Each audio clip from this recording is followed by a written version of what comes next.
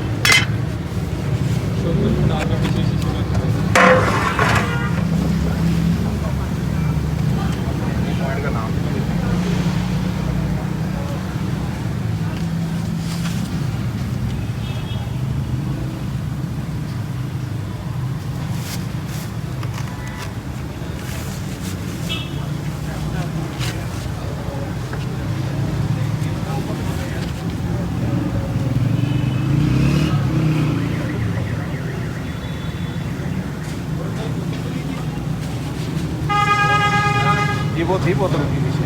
हाँ जी वो हाँ 14 की ले लिए।